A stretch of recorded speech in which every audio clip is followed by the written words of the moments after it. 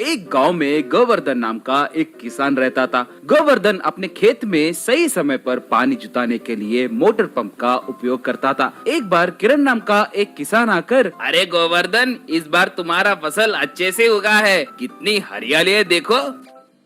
सच है रे, इस साल फसल बहुत अच्छे से उगा है। ये सब उस मोटर पंप की वजह से ही है। अपने गांव में ठीक से बारिश न आने पर भी इस मोटर पंप के द्वारा सही समय पर खेत को पानी जुटा सक रहा हूँ। थोड़े दिन के बाद धूप काल आया। उस साल धूप बहुत रहने के कारण तालाब, कुएं सारे सूख गए।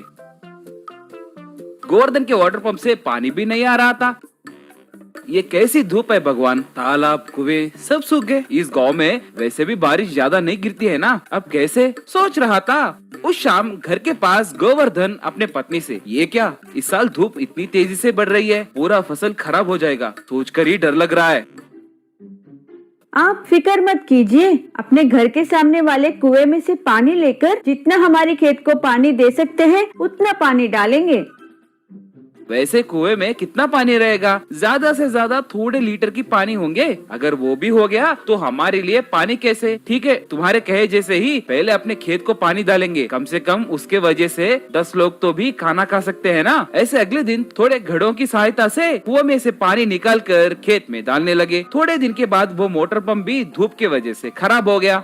हे भगवान, ये क्या है, पानी नहीं है और वो मोटर पंप भी खराब हो गया। ऐसे नुकसान आएगा कहकर मैंने अपने सपने में भी नहीं सोचा, कहकर दुखी हो रहा था। इतने में खेत का मालिक आकर, क्यों गोवर्धन, इस साल फसल को बहुत नुकसान हुआ लग रहा है। ठीक है, जाने दो, सब अपने अच्छे के लिए ही होता है। ये जमीन को अच्छे खरीदार मिले हैं, मैं इसे बेचने की सोच रहा हूँ, वही कहने के लिए आया हूँ। श्रीमान, मैं इसी खेती के भरोसे जी रहा हूँ, यही मेरा जीवन का आधार है, थोड़ा दया कीजिए श्रीमान। हाँ होगा, मगर मुझे भी जरूरतें होते हैं ना, समझा करो, कहकर वहाँ से चला गया। उस शाम गोवर्धन अपने पत्नी से, हो गया, सब कुछ हो गया, जो थोड़ी सी खेत थी वो भी गया, अब सिर्फ वो खराब हुई मोटर पंप ही बचा है। आप दुखी मत होइए जी, उस भगवान के ऊपर भरोसा रखकर आगे चलेंगे। कहकर दोनों घर के सामने वाले कुएं में से पानी निकाल रहे थे। वो जी, अपना कुआं भी सूख गया है जी, अब ये 3 घड़े के पानी ही बचा है। इतने में एक हाथी वहाँ आकर आ कहकर पुकारते हुए आई। इस धूप की वजह से हाथी को प्यास लग रहा है, शायद सारे तालाब भी सूख गए हैं ना। ठीक है, एक घड़ा पानी दे दो। पत्नी एक घड़ा पानी हाथी को दी। हाथी एक ही झटके में वो घड़े भर का पानी पूरा पी गई। फिर से कहकर पुकारने लगी। पत्नी तब बाकी के दोनों घड़े भी उसे दे दी।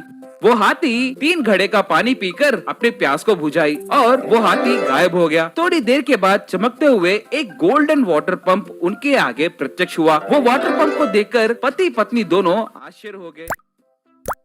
अरे, इस मोटर पंप को कैसे स्टार्ट करना है, कहकर सोचने लगा और अपने बाइक के टायर्स को वो गोल्डन पंप बांधा। बाइक स्टार्ट करते ही वो मोटर पंप चालू हो गया। उस पंप में से सोने के सिक्के आने लगे।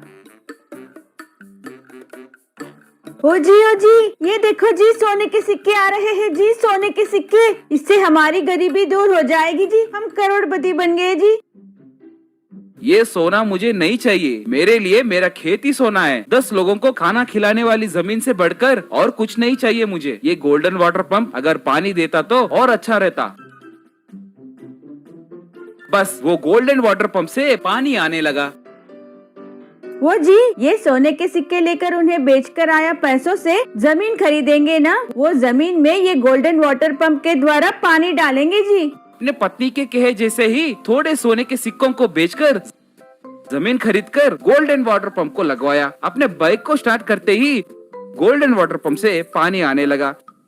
फिर से गोवर्धन अपने खेत में फसल उगाने लगा। वो मत्स्यगंध नाम का